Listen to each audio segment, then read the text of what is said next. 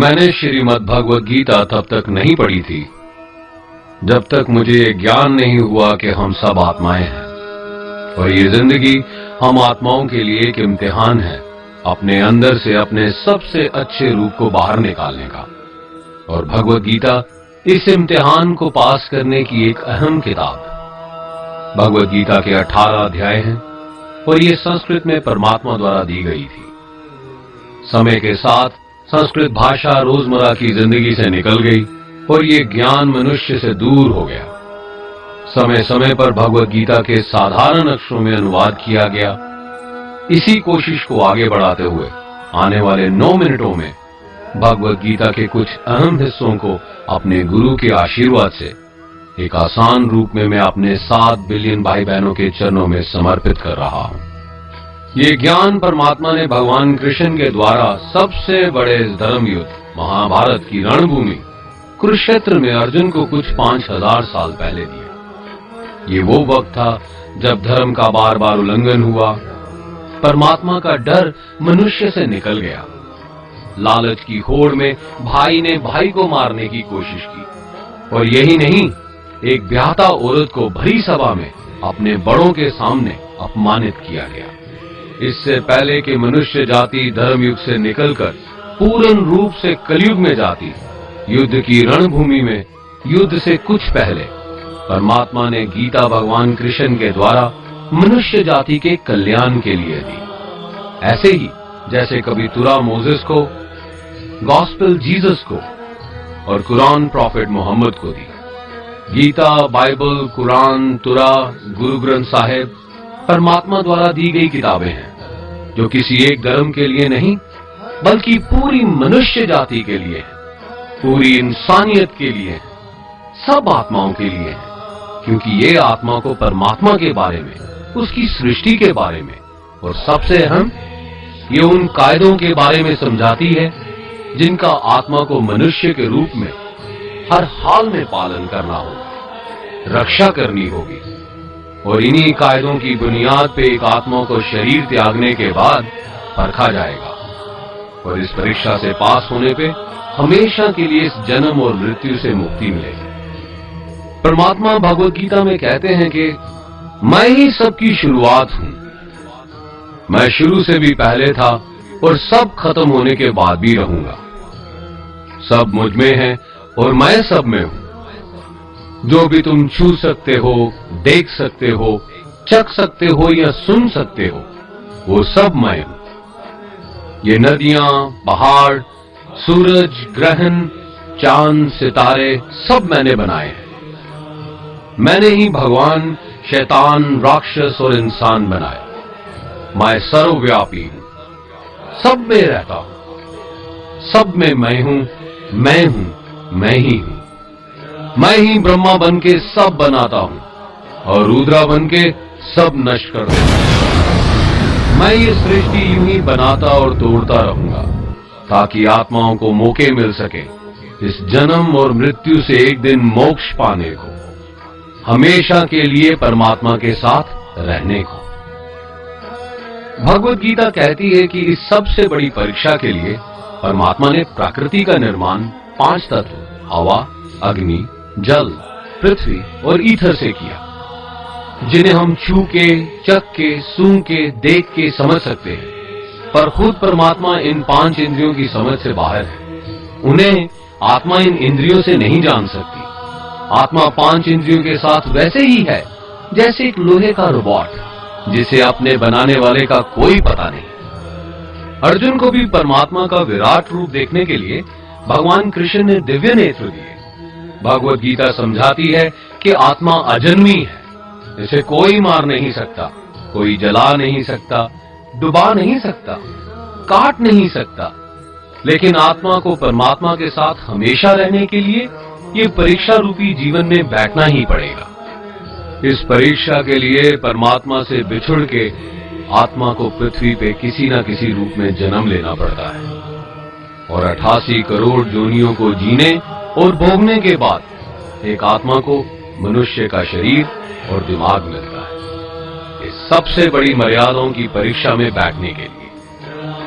हर मनुष्य को इस पूरी परीक्षा के दौरान तरह तरह की अच्छी और बुरी भावनाओं के चक्रव्यूह में अपने ही भाई बहन या मित्रों के साथ डाला जाता है, जिसमें हर आत्मा को अपने अंदर के तामसिक और राजसिक अवगुणों से निकल के सात्विक जीवन में प्रवेश करने के मौके मिलते हैं। हमारे तामसिक गुण वो हैं जो हमारे अंदर हीन भावना पैदा करके हमें खुद को उदास और नुकसान पहुंचाते हैं, और हमारे राजसिक गुण हमें ईर्ष्यालु और लोभी बना के दूसरों के प्रति नुकसान पहुंचा सकते हैं। इस परीक्षा के दौरान हर आत्मा को तामसिक और राजसिक गुणों को खत्म करके अपने सात्विक गुणों से परिचित होना पड़ेगा। सात्विक गुण वो हैं जो आत्मा को अपने आसपास की हर चीज से जोड़े और उन्हें प्यार करना सिखाते हैं। परीक्षा के दौरान हर आत्मा को जीवन के चारों स्तंभ धर्म, अर्थ, काम और मोक्ष का ज्ञान पाके ही मुक्ति मिलती है। यही वो द्वार है जिन्हें समझ के ही आत्मा परमात्मा को समझ सकती है। पहला द्वार धर्म का है और शेर इसका प्रतीक है। धर्म वही है जो गीता में लिखा हुआ है, वेदों में लिखा हुआ है, गुरु ग्रंथ साहिब, बाइबल या कुरान में लिखा है। धर्म वही है जो धारण किया हुआ है, जिसे आपका दिल मानता है, जैसे झूठ नहीं बोलना, चोरी नहीं करना, भगवान का निरादर नहीं करना, दूसरों को नुकसान नहीं देना, यही सब धर्म है। और हर आत्मा को अपने जीवन काल में हर समय धर्म का पालन करना होगा और उसकी रक्षा करनी होगी। दूसरा द्वार अर्थ का है और घोड़ा इसका प्रतीक है। हर आत्मा अपने हर जीवन काल में अपने पृथ्वी पे होने का अर्थ या मूल कारण समझेगी। इस जिंदगी में भोगने वाली चीजें और रिश्तों का आनंद लेगी। अच्छा बेटा या अच्छी बेटी, अच्छा भाई या अच्छी बहन, अच्छा पति या अच्छी पत्नी बनके हर दुनियावी रिश्ते पर खरी उतरेगी और इस परीक्षा को पास करेगी। तीसरा द्वार काम का है। भगवत गीता समझाती है कि हर मनुष्य के अंदर काम, क्रोध, लोभ, मोह, अहंकार और ईर्ष्या जैसी 6 भावनाएं हमें अपने और दूसरों के प्रति नुकसान पहुंचा सकती हैं। इन भावनाओं को हर मनुष्य को हमेशा अपने नियंत्रण में रखना होगा, क्योंकि इनके बहाव में किया हुआ कोई भी काम हमारे जीवन भर की परेशानी का कारण बन सकता है। और एक आत्मा संतोष और सादगी से इन भावनाओं पे हमेशा के लिए विजय पा सकती है। चौथा स्तंभ मोक्ष का है और हाथी इसका प्रतीक है।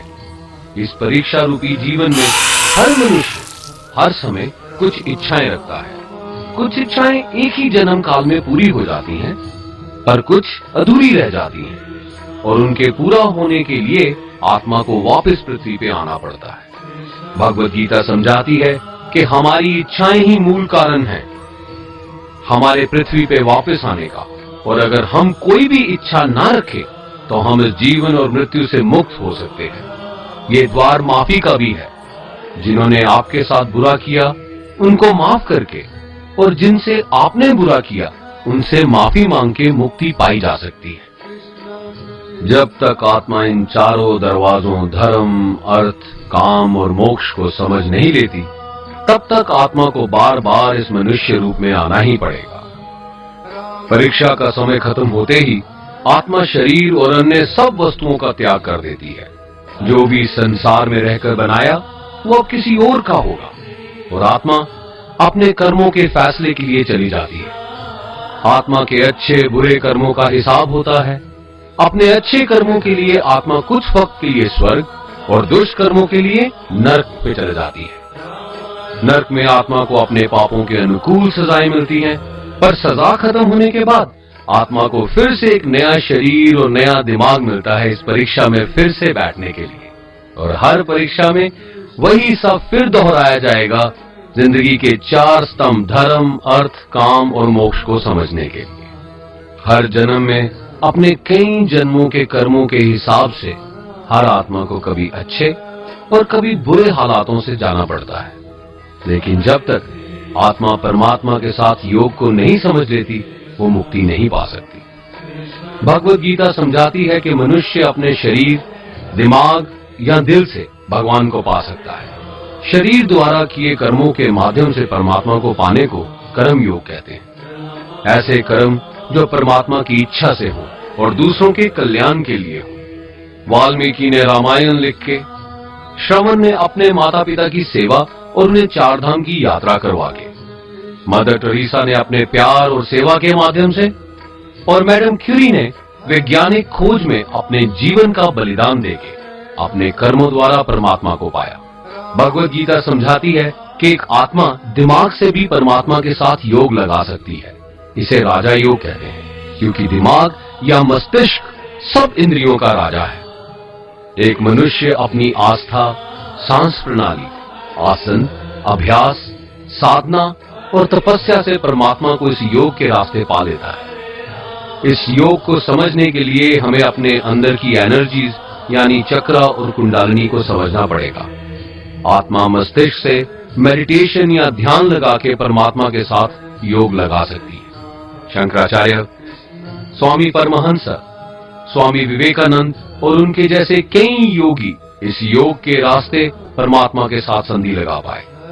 परमात्मा भगवत गीता में कहते हैं कि अगर किसी आत्मा को धर्म ना भी समझ आए, योग ना भी समझ आए, पर अगर वो मेरी शरण में आ जाए तो मैं उसके सारे पाप माफ कर देता हूं। परमात्मा को ऐसी दिल की गहराइयों से पुकार के पाने को भक्ति योग कहते हैं। चैतन्य महाप्रभु, मीराबाई और भगवान हनुमान इस योग के सबसे बड़े उदाहरण हैं। लेकिन कभी आत्मा अपने होने का मूल कारण भूल के धर्म का उल्लंघन करे या पाप के रास्ते पे निकल जाए तो उसे ठीक करने के लिए परमात्मा खुद किसी रूप में पृथ्वी पे जन्म लेते हैं। आइए श्री भगवत गीता, गुरु ग्रंथ साहिब, तुरा, बाइबल, कुरान या ऐसी किसी भी दीनी किताब को पूरा पढ़ के इस जिंदगी के असली मायने समझें और परमात्मा के साथ योग लगाएं। अगर आपने इसे पसंद किया तो इसे औरों को बांटिए, ताकि सब आत्माएं अपने यहां होने का मूल रूप समझ सकें और इस जन्म और मृत्यु से मुक्ति पाके हमेशा परमात्मा के साथ रह सकें। धन्यवाद।